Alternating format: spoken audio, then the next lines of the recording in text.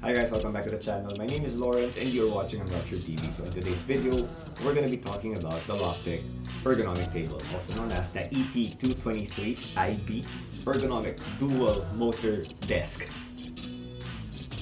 Ang inang haba.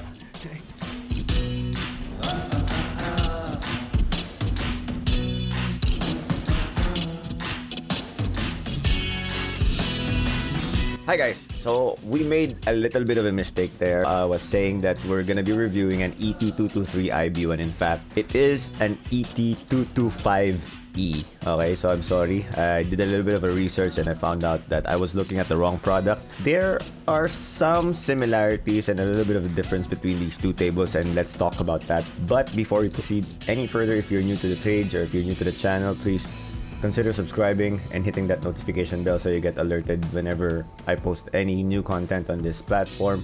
If you're on Facebook, comment !notify so you'll also get alerted, right? So what are the differences or the minor differences between these two different tables?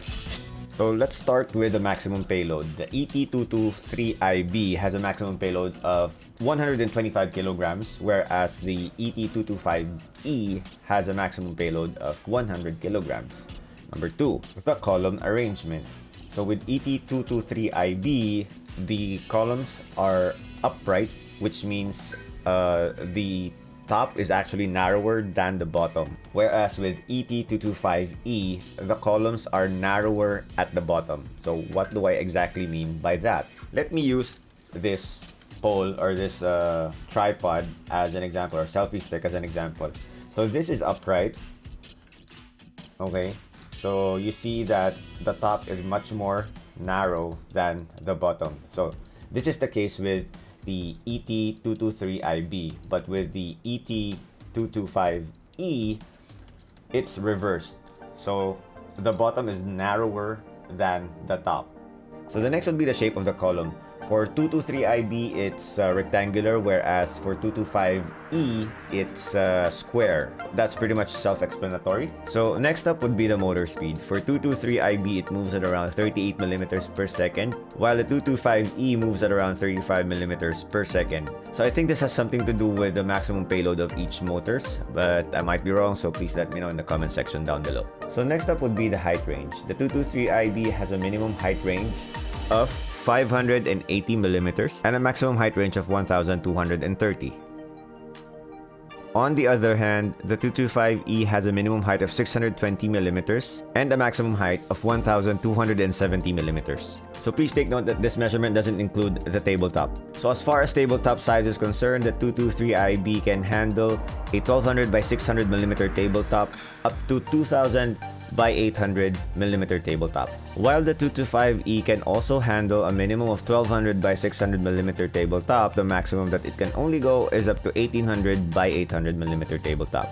So again, similar to the height that we just spoke about earlier, the size of the tabletop that you can actually use on each of these legs would differ depending on the power or the output of the motors between these two models. Last but not the least is the anti-collision system. So apart from the fact that this is an ergonomic desk, this is also somewhat a smart desk because it can actually detect any force that's applied to the opposite direction of the desk's movement, and it would automatically stop the desk from moving if the force applied to it exceeds a certain amount.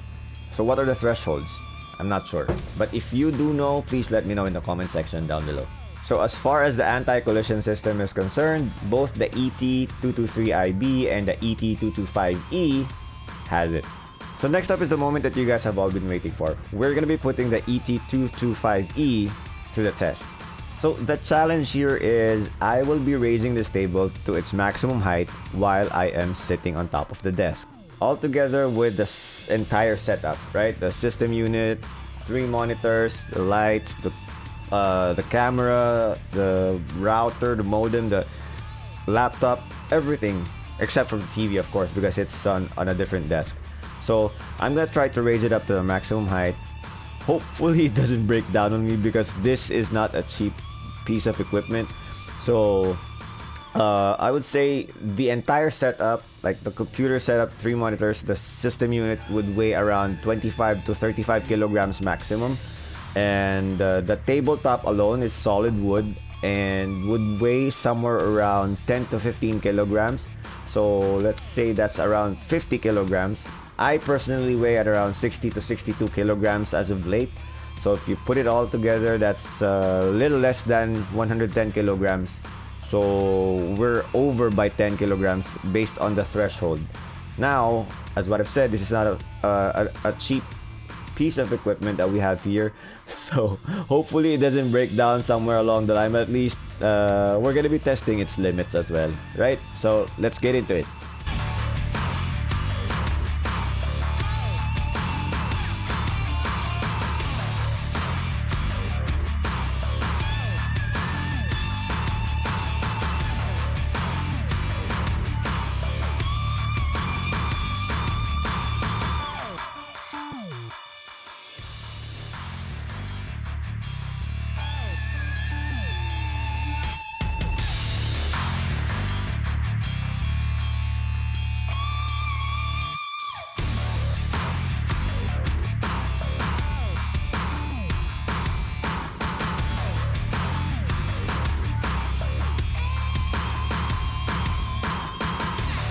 Alright, so the final verdict. Is it worth it? Is it good? Is it bad? I would say yes, it's good. It's worth it. It's bang for the buck. And for me at least, I would say I didn't really waste money on this product. And why did I even do this? That's the question. Why did I even bother sitting on top of the table and raising it up to this maximum height or what have you? So the legs, as you can see here, you can bring them apart even further. So you can buy a bigger tabletop in the future should you need a bigger space. So that's the main reason why I'm doing that test. So definitely if you're gonna need a bigger space, that would mean you're gonna have to put more weight on top of the table. So that's pretty much it for today's video. If you find value in this video, please don't forget to hit that thumbs up button. And if you haven't subscribed to this channel as of yet, please hit the subscribe button and that notification bell so you get alerted. And if you're watching it from Facebook, don't forget to comment !mark notified so you get alerted as well. So as always, if you're a content creator or streamer, keep streaming, keep creating those videos even if nobody's watching. Eventually, someone will do it. Tito Lawrence is out. Peace.